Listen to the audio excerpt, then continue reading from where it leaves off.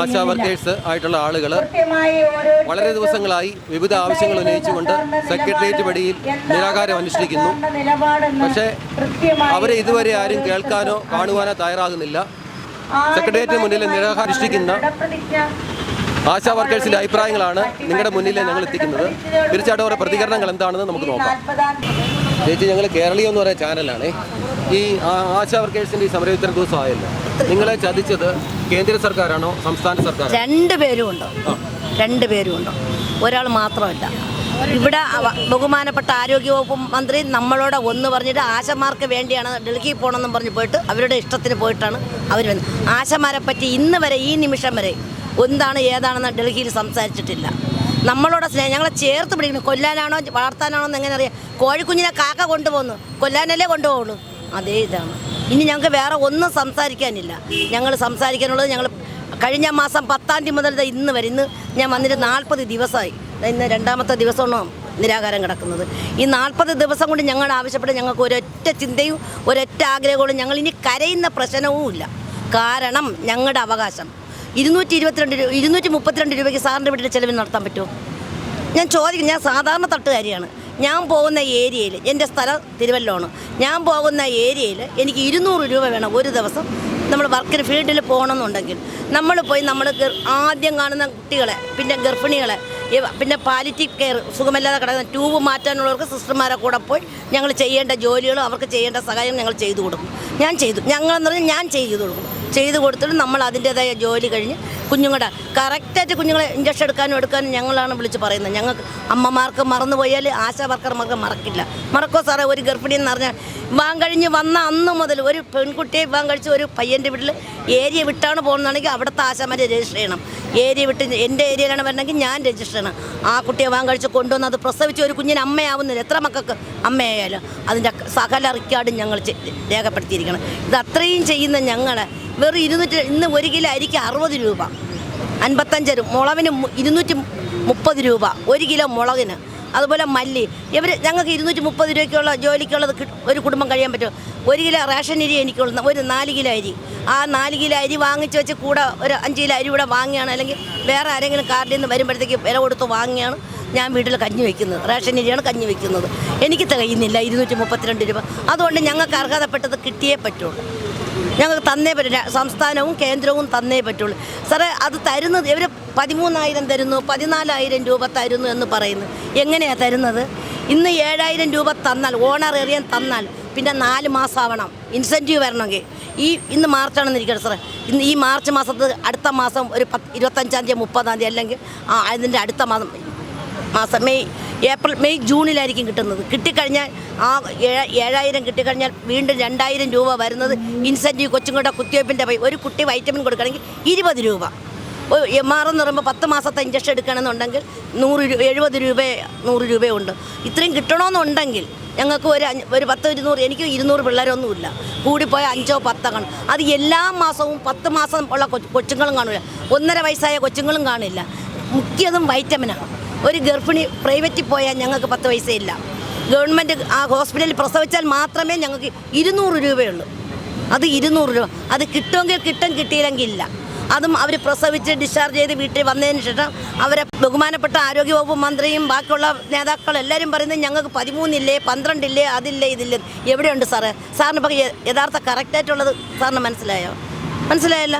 ഈ കിട്ടുന്ന കാശ്, അതേസമയം ഇവർ ഈ 2,000 രൂപ ഓണറേറിയവും ഈ ഓണറേറിയ 7,000 രൂപയും ഇൻസെൻറ്റീവും കൂടെ ഒരേ മാസത്തിൽ ഞങ്ങൾക്ക് കിട്ടിയിരുന്നെങ്കിൽ, ഇൻസെൻറ്റീവ് എന്ന് പറഞ്ഞാൽ ഞങ്ങൾക്ക് കേന്ദ്രത്തിൽ നിന്ന് 2,000 രൂപയാണ്. പിന്നെ ഇഞ്ചക്ഷൻ ഞങ്ങൾക്ക് എല്ലാ മാസവും 10, 500, 600 രൂപ കുട്ടികൾ കിട്ടില്ല. ചിലപ്പോൾ 150 കിട്ടും. എന്ന് വെച്ചാൽ 5 പിള്ളേരുണ്ടെങ്കിൽ 5 വൈറ്റമിൻ ആണെങ്കിൽ 100 രൂപയേ ഉള്ളൂ.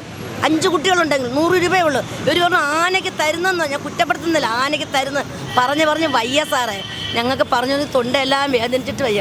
ഏത് സർക്കാർ അധികാരത്തിൽ വന്നാൽ നിങ്ങൾക്ക് ആനുകൂല്യങ്ങൾ കിട്ടുമെന്നാണ് നിങ്ങൾ പ്രതീക്ഷിക്കുന്നത്? ഞങ്ങൾ പാർട്ടി ഇവിടെ ഇല്ല, ആരോ ഭരിക്കട്ടെ, ഞങ്ങളുടെ അവകാശം ഞങ്ങൾക്ക് വേണം. ഞങ്ങളിവിടെ ആർക്കെങ്കിലും കൊടിയുണ്ടോ?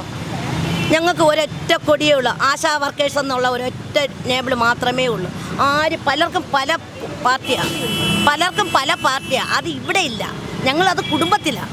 കുടുംബത്തിലൊക്കെ ഉള്ളത് എല്ലാവർക്കും. പക്ഷേ ഞങ്ങൾക്ക് ആശാ വർക്കർ എന്നുള്ള ഒരൊറ്റ പാർട്ടിയേ ഉള്ളൂ. ആ പാർട്ടി ഞങ്ങൾ അധ്വാനിക്കുന്ന കാശ് ഞങ്ങൾക്ക് കിട്ടിയ കറക്റ്റായിട്ട് ഈ ഓണറേറിയവും ഇൻസെൻറ്റീവും ഒരുമിച്ച് കിട്ടിയാൽ സാർ എങ്ങനെയായാലും 7 2 9 1000 രൂപയ്ക്കുള്ള ഇഞ്ചക്ഷൻ ഇല്ല. എനിക്ക് കിട്ടുന്നത് വെറും 300, 200, 250 ഉള്ള കുട്ടികളേ ഉള്ളൂ. ഇത്രയും ഒരു മാസം ഞങ്ങൾ കറക്റ്റായിട്ട് കിട്ടിയാൽ നമുക്ക് പിന്നെയും അഡ്ജസ്റ്റ് ചെയ്ത് പോകാം. തെറ്റങ്ങണമെങ്കിൽ സാർ ഇന്ന് ഞാൻ ചോദിക്കുന്നത് വേറെ ശത്രുത കൊണ്ടോ എനിക്കൊരു ആരോടെ ശത്രുതയില്ല. എൻ്റെ ആത്മാർത്ഥ സംഘടന ഞാൻ 100 രൂപ ചെരുപ്പിട്ടുണ്ട് പോയ ഒരു 2 മാസം തികച്ചിടാൻ പറ്റുന്നില്ല. ഞങ്ങൾ ഇടുന്ന ചെരുപ്പ് 100 രൂപയാണ്. 100 രൂപയുടെ ചെരുപ്പാണ് ഞങ്ങൾ ഇടുന്നത്. ഈ 100 രൂപയുടെ ചെരുപ്പിട്ടുണ്ട് പോയി ഞങ്ങൾ എത്ര പൊട്ടിയ ചെരുപ്പില്ലാതെ നടക്കണം. പൈസ കിട്ടണമെങ്കിൽ ഇവിടെ വന്ന് വിളിക്കണം. ആശാ വർക്കേഴ്സ് ഇവിടെ വന്ന് സത്യാഗ്രഹം കിടന്ന് ഒരു ദിവസം മൊത്തം സത്യാഗ്രഹം കിടന്ന് സമരം. സാറേ ഞങ്ങൾക്ക് അതൊന്നും ചിന്തിക്കേണ്ട കാര്യമില്ല. അവർ ആശാ വർക്കർ അല്ല, ഞങ്ങളാണ് ആശാ വർക്കർ. ഞങ്ങൾക്ക് ശൈലിയും മരിക്കണമെന്ന് ഞങ്ങൾക്ക് അറിയണ്ട. ഞങ്ങൾക്ക് അർഹതപ്പെടും. ഞങ്ങളുടെ ആവശ്യം ഞങ്ങളുടെ തൊഴിലാണ് സാറേ. എന്തെന്നറിയാമോ, ഞങ്ങൾ ഇതുകൊണ്ട് ജീവിക്കണം. റേഷൻ അരിയും ഈ 235 രൂപ 32 രൂപയും കൊണ്ട് ജീവിക്കുന്ന ഞങ്ങളാണ്. നേരെ ഉടുക്കാൻ പോലും ഒരു പട്ടി ഓട്ടിച്ചാൽ പോലും കീറിയ അത് ഞങ്ങൾ കയ്യിൽ വീട്ടിൽ തയ്ച്ച് കൊടുത്തോണ്ട് പോകും. ആ ഗതികെട്ട ഞങ്ങളാണ് സാറേ. അപ്പൊ ദയവ് ചെയ്ത് ആരോഗ്യവകുപ്പ് മന്ത്രി, മുഖ്യമന്ത്രി ഞങ്ങളോട് വിട്ടുവീഴ്ച കാണിക്കണം. ഞങ്ങൾക്ക് ഇനി ഒന്നും പറയാനില്ല.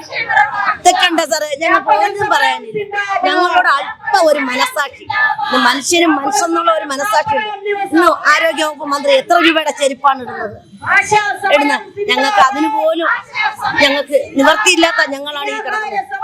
കേട്ടോ സാർ, ഇത്രേ എനിക്ക് പറയാനുള്ളൂ. സംസ്ഥാന സർക്കാരാണോ കേന്ദ്ര സർക്കാരാണോ നിങ്ങളെ ചർച്ച? ഞങ്ങൾക്ക് അതിൽ മറുപടി പറയേണ്ട കാര്യമില്ല. കേന്ദ്രമാണോ നമ്മുടെ സംസ്ഥാനമാണോ ചതിച്ചത് എന്ന് നമുക്ക് പറയണ്ട. പക്ഷേ രണ്ടുപേരും കൂടെ തീരുമാനമെടുത്താൽ മാത്രമേ ഇതിനൊരു പരിഹാരം വരുള്ളൂ. കേന്ദ്ര സർക്കാർ ഇൻസെന്റീവ് കൂടി തരാമെന്ന് പറഞ്ഞിട്ടുണ്ട്. ആ കൂട്ടി തരുന്നത് എത്രയാണെന്നും എത്രയും പെട്ടെന്ന് അതിനൊരു ഓർഡർ തരണമെന്നാണ് ബഹുമാനപ്പെട്ട കേന്ദ്ര സർക്കാരിനോട് ഞങ്ങൾക്ക് പറയാനുള്ളത്. പിന്നെ ഓണറേറിയം തരുന്നത് സംസ്ഥാന സർക്കാരാണ്. അപ്പോൾ സംസ്ഥാന സർക്കാർ അതിനുള്ള നിലപാടെടുക്കണം എത്രയും പെട്ടെന്ന്. ഇനിയും ഞങ്ങളെ ഇങ്ങനെ വെയിലത്തും മഴയത്തും ഇരുത്താതെ എത്രയും പെട്ടെന്ന്. ആരോഗ്യ വകുപ്പ് മന്ത്രി ഒരു സ്ത്രീയല്ലേ, അവർക്കറിയില്ലേ എന്താണെന്നുള്ളത്. എന്താന്ന് വെച്ചാൽ ഇവരെ ഈ രണ്ടുപേരും തമ്മിലുള്ള അടിയിൽ നിന്ന് ഒഴിവാക്കി ഞങ്ങളുടെ കാര്യത്തിൽ ഒരു തീരുമാനമാക്കി എത്രയും പെട്ടെന്ന്. ഞങ്ങൾ ഒരു രാഷ്ട്രത്തിനെതിരുമല്ല. മന്ത്രി പറയണ കേട്ടു, നമ്മളെ ബഹുമാനപ്പെട്ട മന്ത്രി പറഞ്ഞു സമരത്തിനോട് സർക്കാരിന് ഒരു വിദ്വേഷവുമില്ല, ചോദിക്കുന്നത് കറക്റ്റാണ്. ഇനി എന്താണ് പ്രശ്നം? ഞങ്ങൾക്ക് സപ്പോർട്ട് ചെയ്യാൻ വന്ന ആൾക്കാരാണോ? അതിന് ഇടവെച്ചതാരാ? നമ്മളെ സർക്കാരല്ലേ. ഒരു 5-6 ദിവസമോ അല്ലെങ്കിൽ എത്രയും പെട്ടെന്നോ ഒരു തീരുമാനമുണ്ടാക്കി ഇവർ പറഞ്ഞിരുന്നെങ്കിൽ ഈ അനുകൂലിക്കുന്നവരാരെങ്കിലും വരുമോ? ആരും വരൂല. അപ്പൊ അനുകൂലിക്കാൻ വരണവരെ ഞങ്ങൾക്ക് വേണ്ടെന്ന് പറയാൻ പറ്റൂലല്ലോ. ഞങ്ങളൊരു സർക്കാരിനും എതിരല്ല, ഞങ്ങളൊരു സർക്കാരിനെയും പഴിക്കുന്നുമില്ല.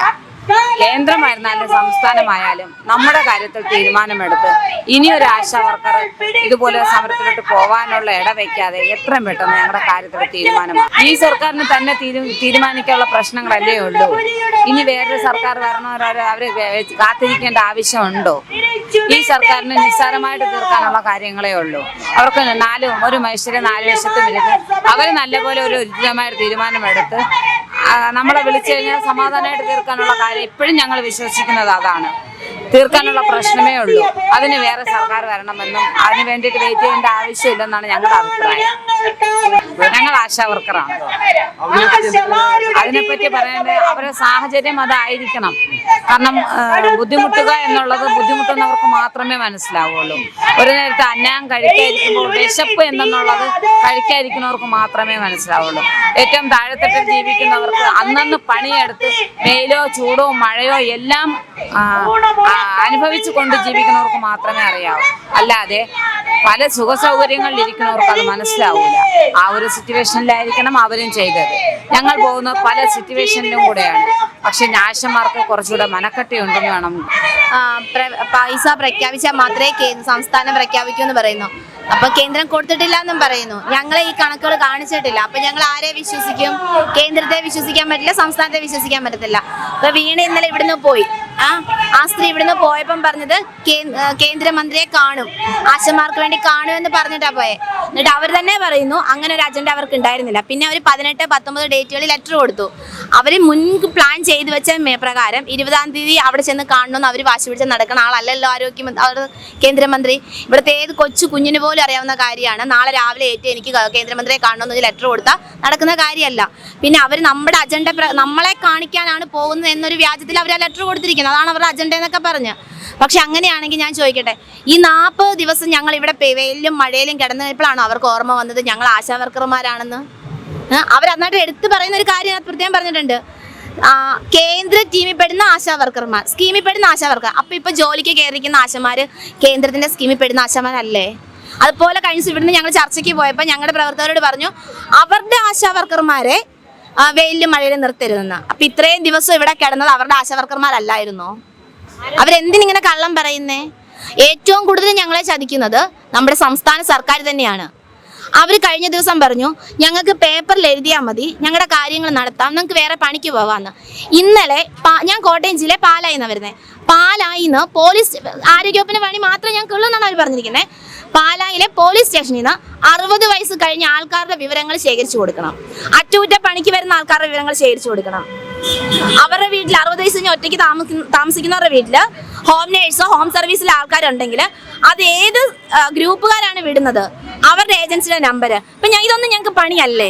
കേരള പോലീസ് തരുന്ന പണി സംസ്ഥാനത്തിന്റെ ആണോ കേന്ദ്രത്തിന്റെ ആണോ? അപ്പൊ ഈ പണി ചെയ്യിക്കണം ആര് ഞങ്ങൾക്ക് കൂലി തരണം?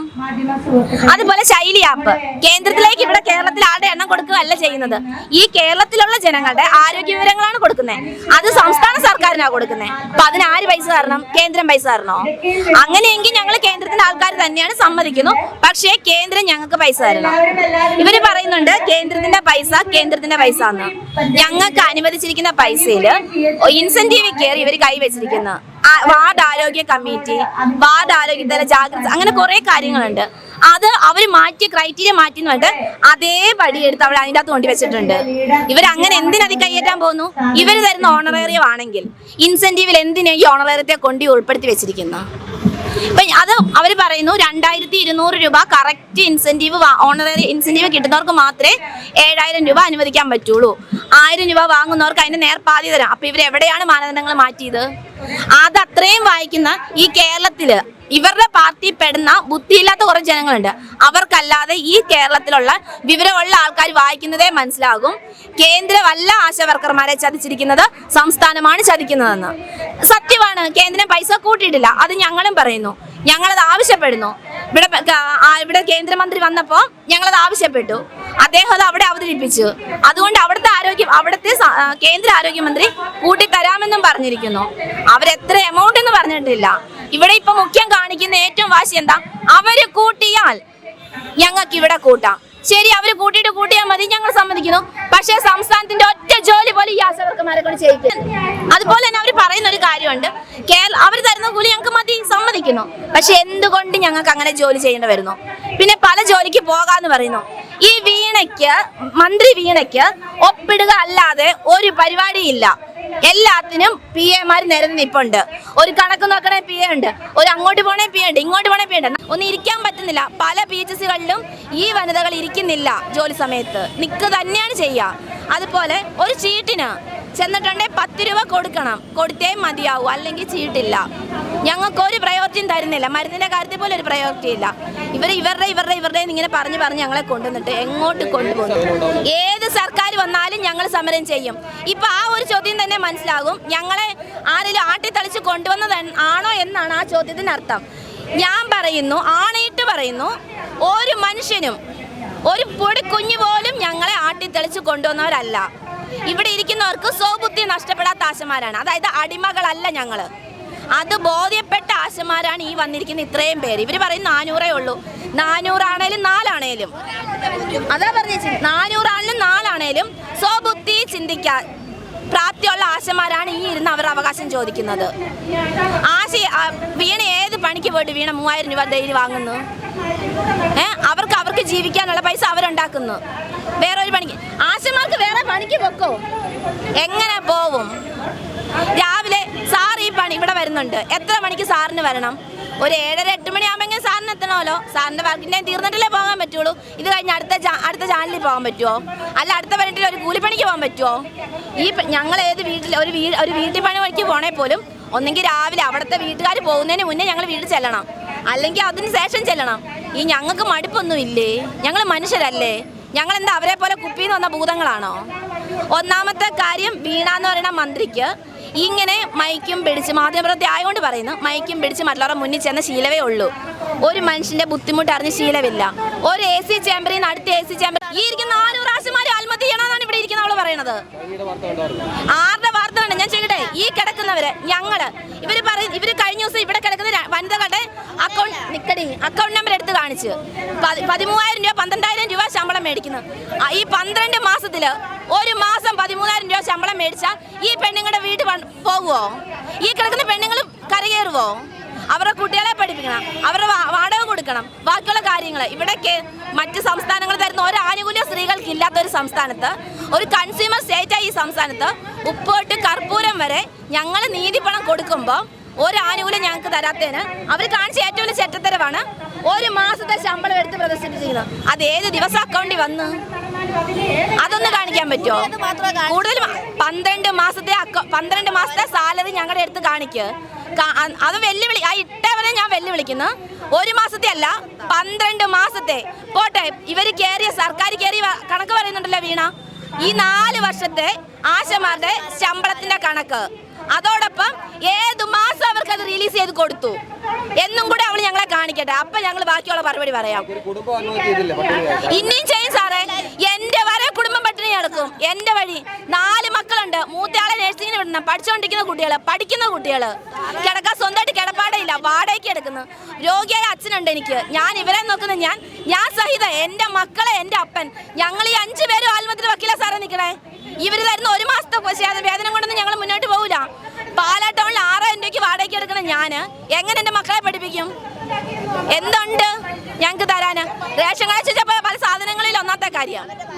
പിന്നെ ഇവര് പറയുന്ന ഓരോ കാര്യങ്ങൾക്ക് രോഗിയായ കുട്ടികളുണ്ട് എനിക്ക്. ഞാൻ ഇവർക്ക് ചെലവിനും കൊടുത്തിടും 10,000 രൂപയ്ക്ക് ഞാൻ എന്റെ മക്കളെ എങ്ങനെ നോക്കും? 50,000 രൂപയുടെ പണി ചെയ്യിക്കുന്നുണ്ട്. ഒരു മാസത്തെ ശമ്പളം കൊണ്ടൊന്നും ഒരു വീട് ഓടില്ല. 10,000 രൂപ എന്ന് പറയണതിന് ഇന്നത്തെ കാലത്ത് ഒരു വീടും പോകത്തില്ല 10,000-ന്. ഇവർ അന്നേരം പറയും ചാണ്ടി തന്നെന്ന്. ശരിയാണ്.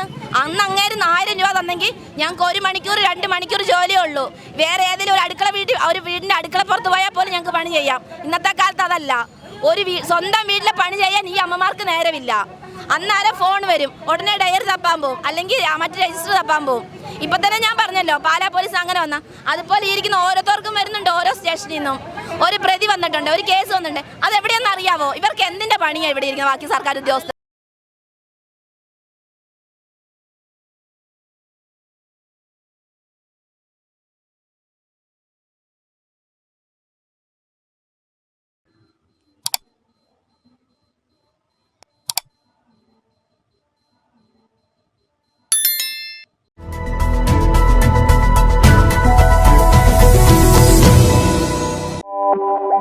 വാർത്തകളും വിശേഷങ്ങളും നിങ്ങൾക്ക് ലഭിക്കാൻ കേരളീയം ന്യൂസ് സബ്സ്ക്രൈബ് ചെയ്യുക. കൂടെ ബെൽ ബട്ടണും അമർത്തുക.